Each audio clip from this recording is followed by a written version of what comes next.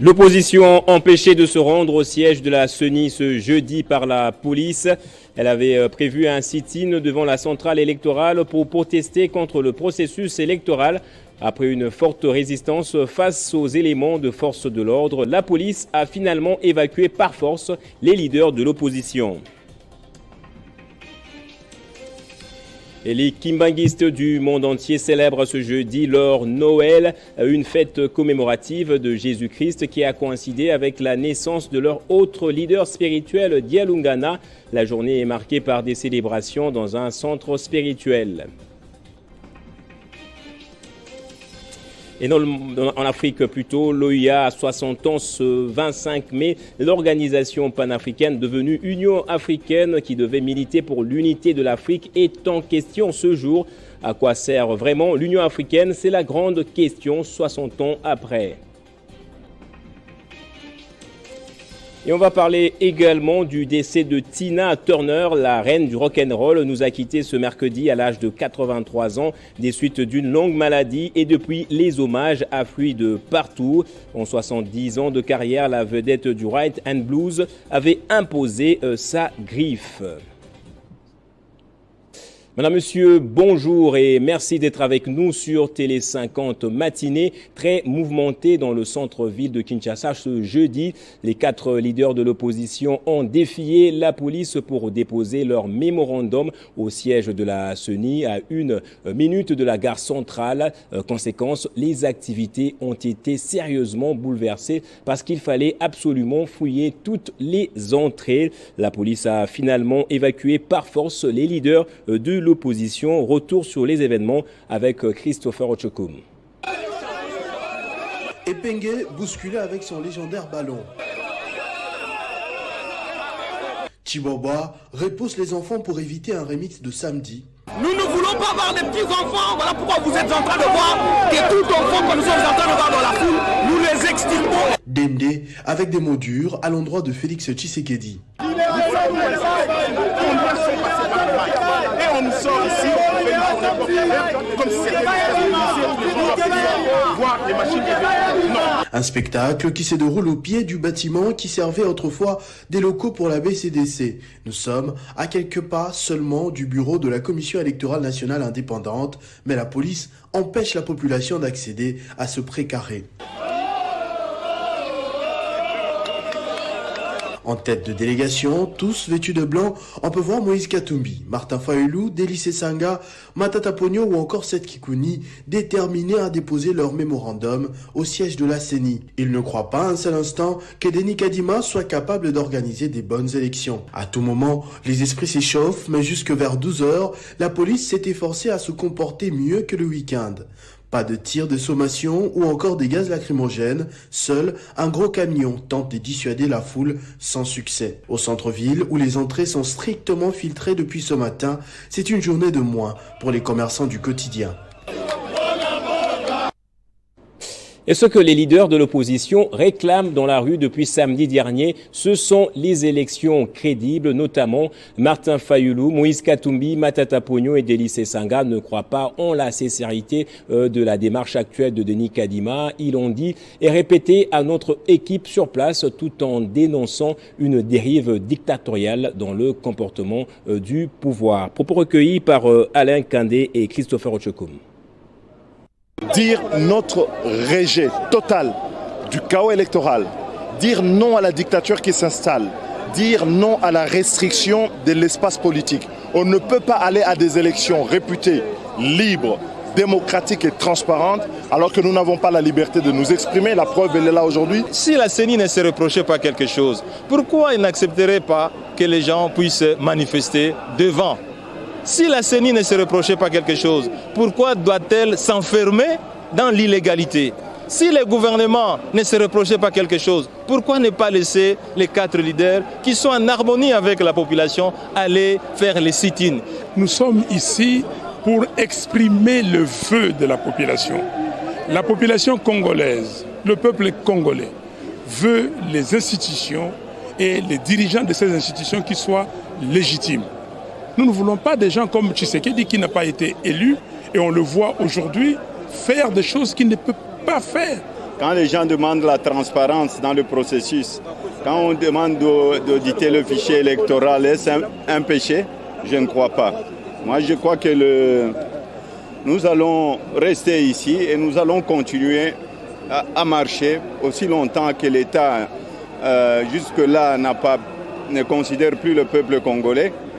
Pour moi, le plus important, c'est c'est de montrer à la face du monde et surtout au peuple congolais qui souffre à l'est du Congo que nous nous battons pour un état de droit.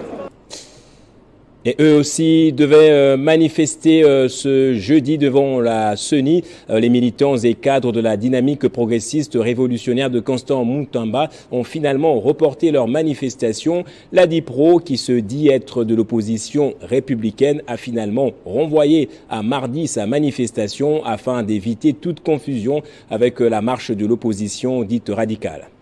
Devant la presse, la dynamique progressiste révolutionnaire, DIPRO en sigle, évoque les raisons de ces reports, notamment les risques d'être confondus avec l'opposition radicale qui tient un sit-in devant la CENI. Dans la même déclaration, l'opposition républicaine, DIPRO, veut éviter toute confrontation, confusion et fusion du sang gratuite de la population congolaise engagée et déterminée à prendre une part active aux prochaines joutes électorales prévues pour le 20 décembre 2023. Programmée pour ce jeudi 25 mai 2023, la marche pacifique de soutien au processus électoral en cours est reportée au mardi 30 mai 2023 à partir de 10h, heure de Kinshasa. Cette démonstration citoyenne est décalée de 5 jours au regard des initiatives similaires qu'ont entrepris nos camarades de l'opposition radicale qui ont choisi malheureusement de manifester à la même date.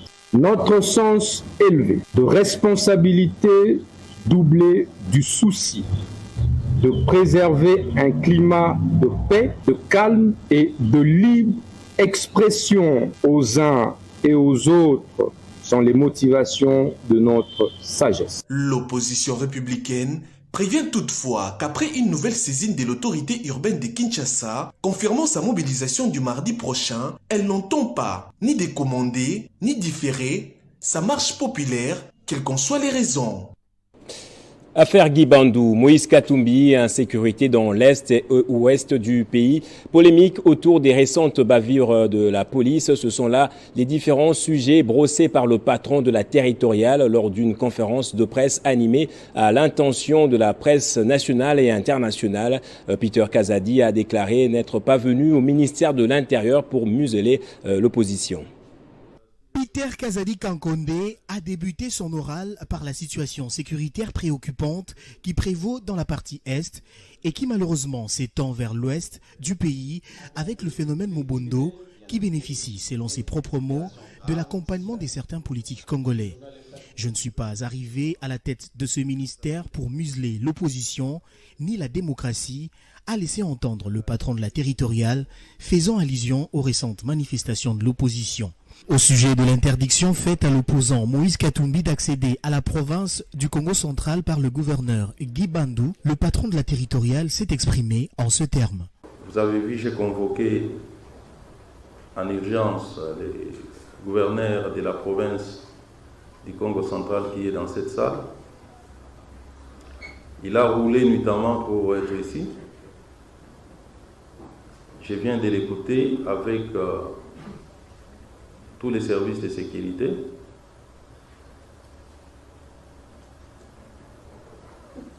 Il nous a expliqué, comme l'atteste sa correspondance adressée aux manifestants, il m'a laissé entendre que, d'ailleurs c'est là consigné dans sa lettre, qu'il n'a jamais refusé l'organisation des manifestations dans sa province.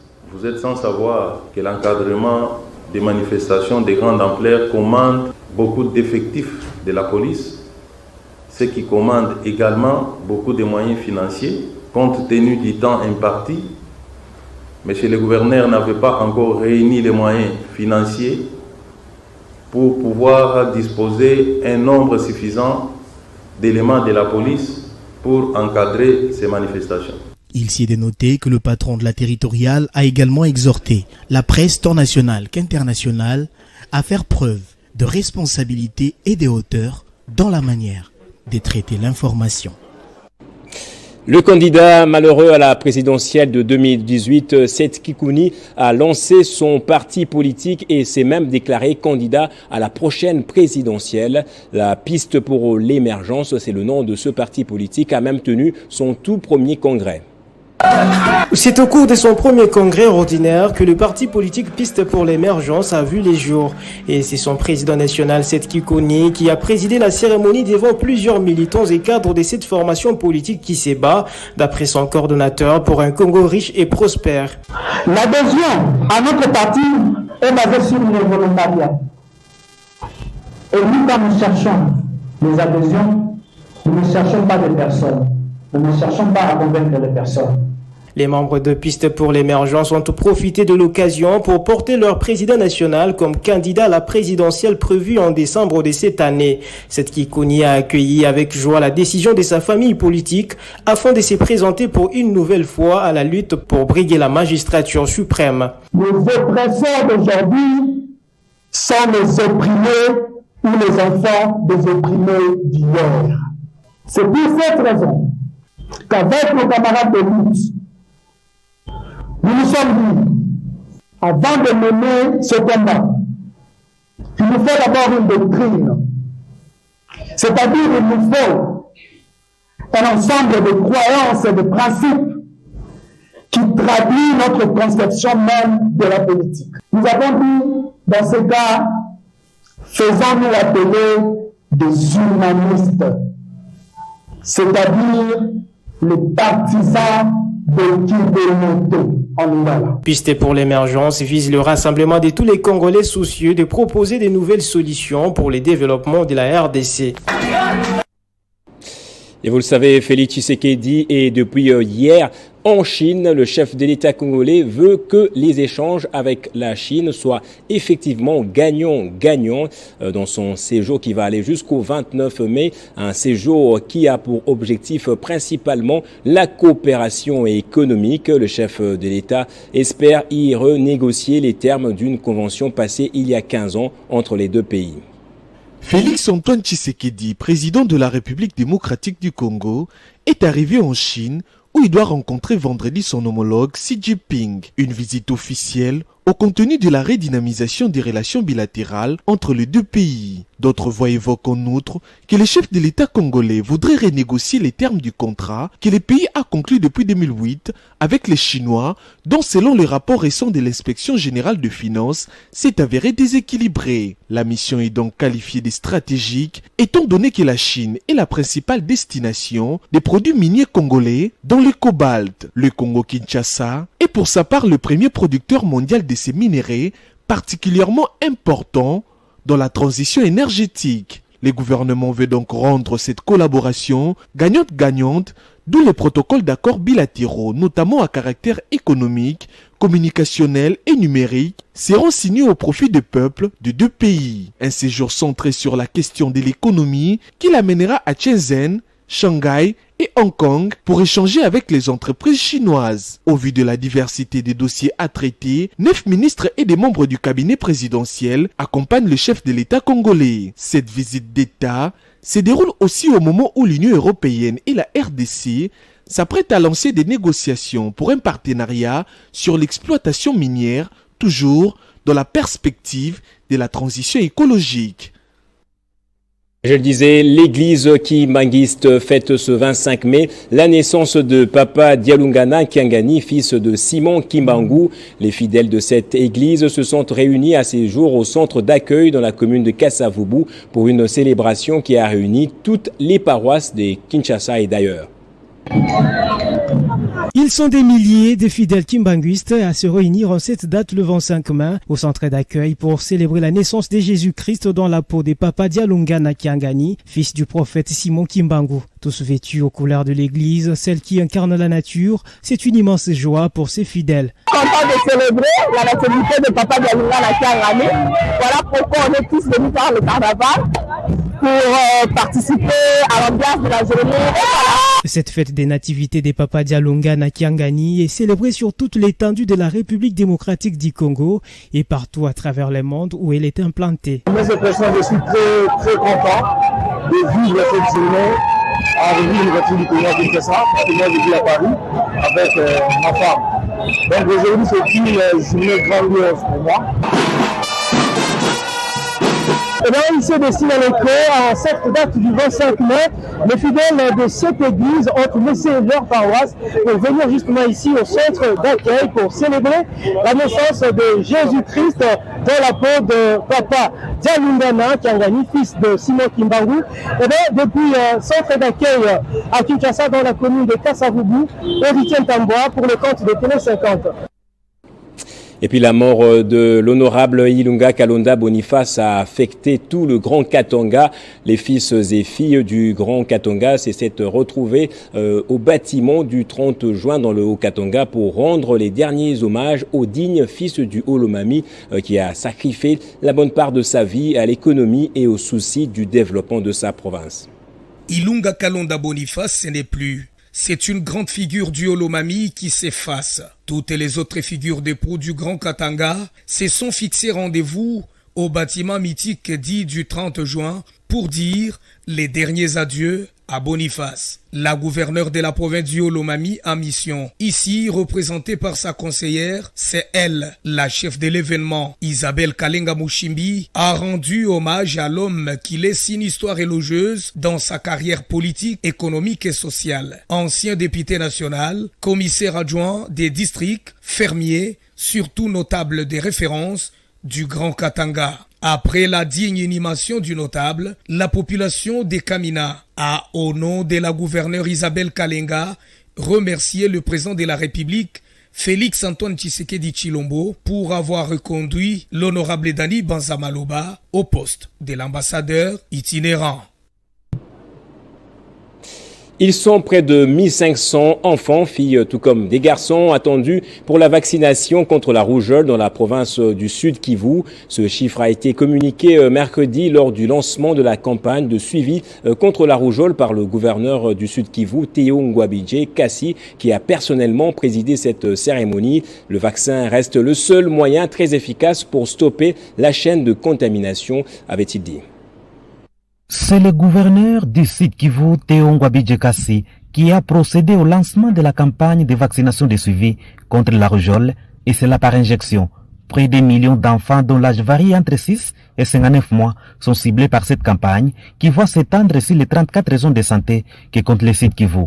La promotion de la vaccination s'inscrit dans la vision du chef de l'État, Félix Antoine Tshisekedi, pour une santé universelle pour tous, laquelle vision qui, pour le gouverneur Ngwabidje, trouve une place judicieuse dans le programme d'action de son gouvernement qui s'est engagé à organiser la riposte contre les épidémies et contribuer à l'amélioration de la résilience des structures de santé face aux épidémies. La vaccination vise à augmenter l'immunité collective de nos enfants, interrompre la chaîne de transmission de la maladie et réduire ainsi les risques de survenue de l'épidémie de la rougeole dans les zones de santé non encore affectées.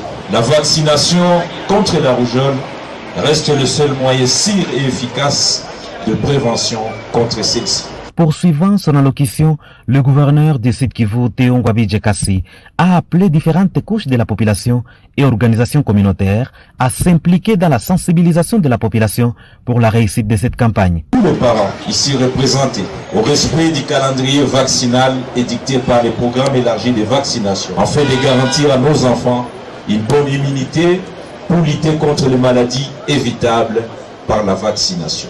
Bukavu constitue donc la ville pilote de cette vaste campagne de riposte contre la rougeole qui se poursuivra dans d'autres villes et territoires du Sud Kivu, soit du 24 au 28 mai 2023.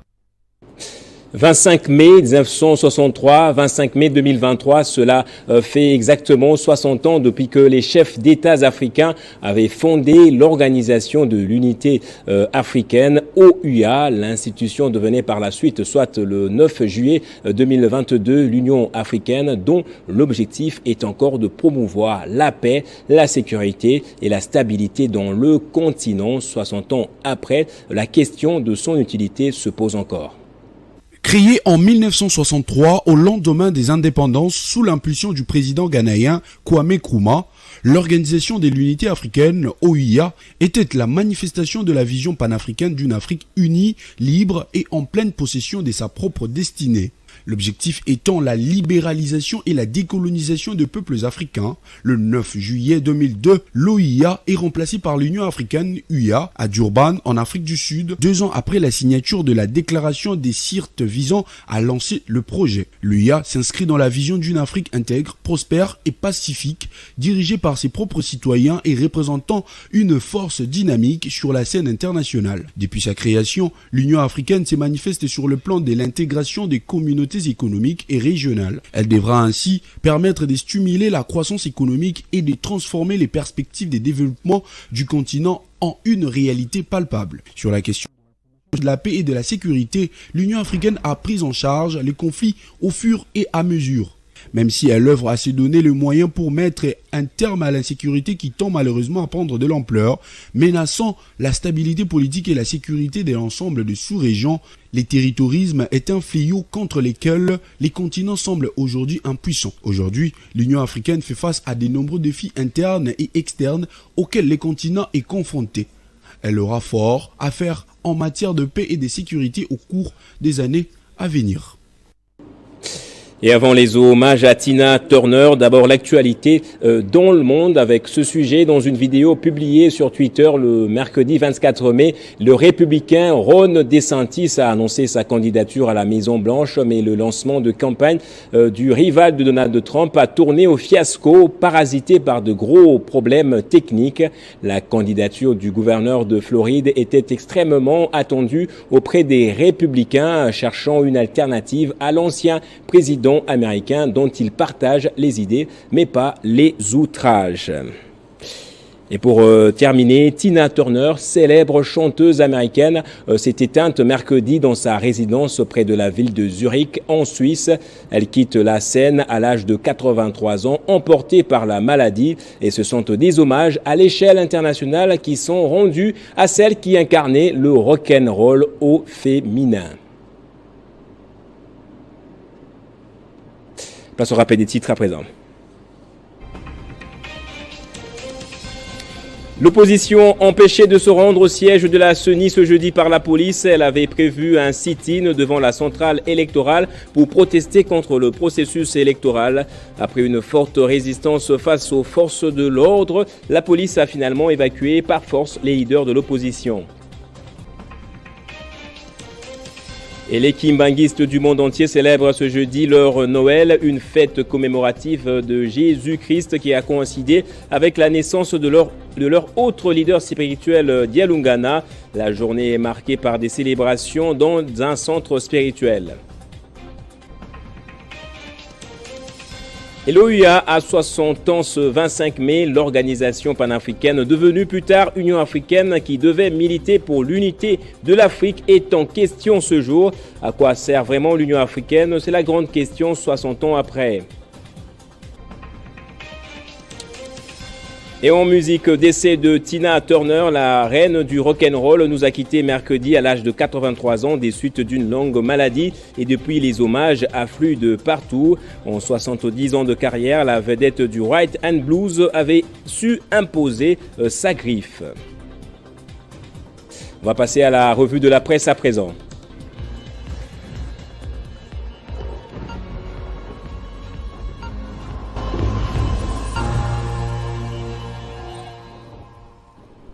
Et la lecture des journaux pour ce jeudi, c'est avec Moïse Tchamala, qui est là, en cravate verte également. Tchamala, bonjour et bienvenue à vous. Bonjour Gaëtan Kouba-Bouranzier, merci et bonjour à tous ceux qui nous suivent dès partout en RDC.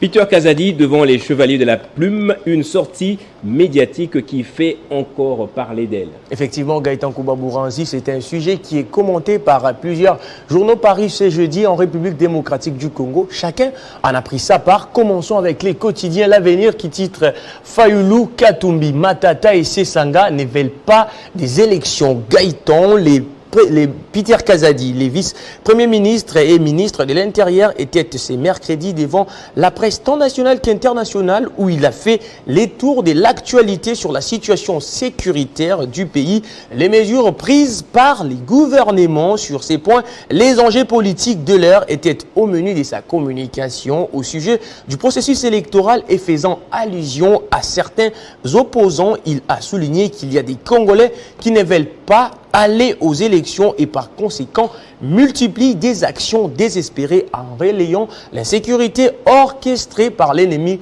rwandais à travers des actions terroristes d'un journal à un autre. Les quotidiens, les moniteurs, lui, fait un focus sur les propos du VPM sur l'affaire Katumbi au Congo central avec ses titres.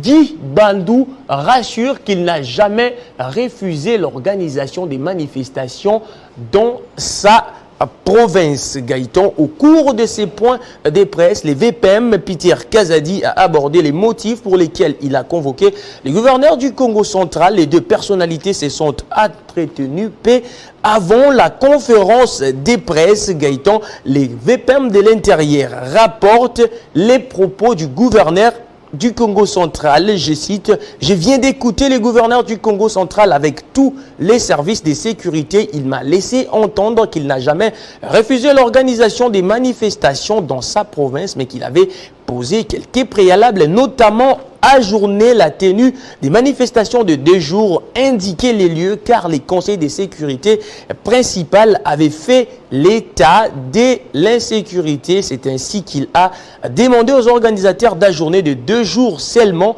mais ils ont refusé, dit Peter Kazadi. Et autre sujet que l'on peut lire dans le journal ce jeudi, le sit-in de l'opposition devant la CENI.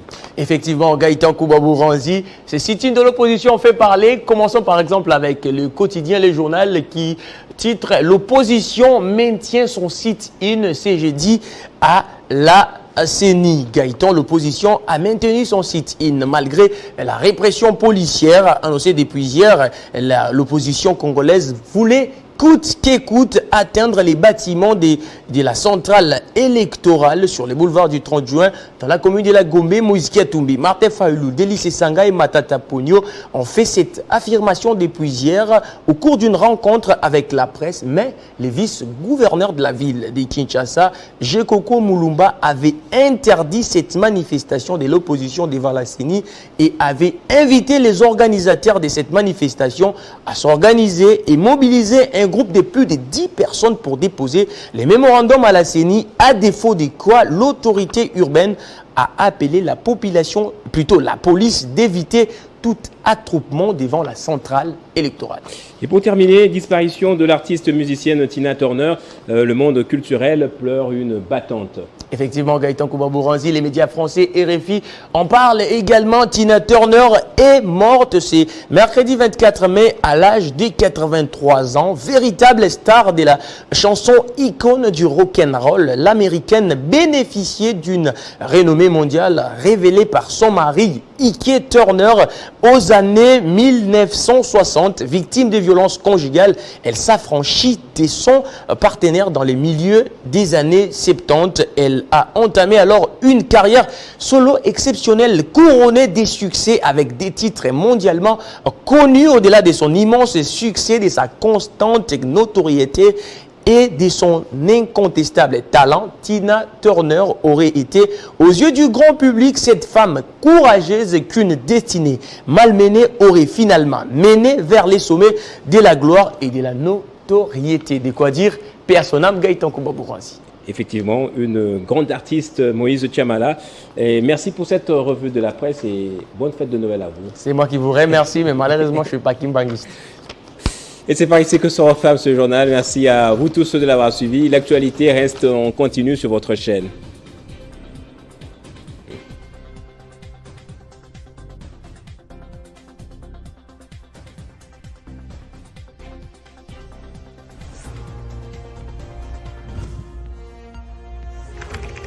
l'actualité reste en continu.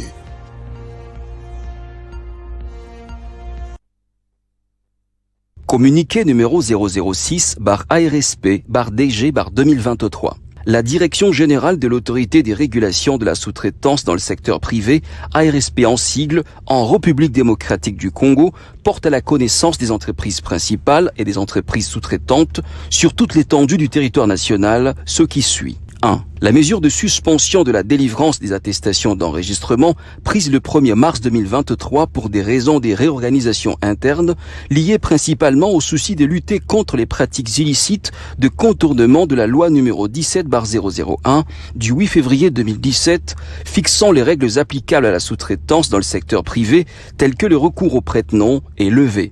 2. Une nouvelle procédure de traitement des dossiers de demande d'enregistrement a été mise en place et les agents commis à cette tâche viennent de clôturer leur formation.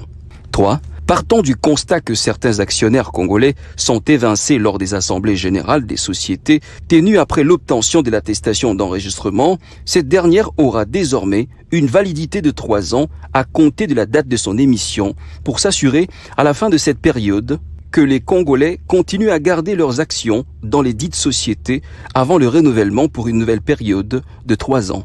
Enfin 4, la délivrance des attestations d'enregistrement reprend dès ce jeudi 18 mai 2023. Fait à Kinshasa le 16 mai 2023, honorable Katem Kachal Miguel, directeur général. ARSP, bras armé de l'État pour la création et le développement de la vraie classe moyenne congolaise.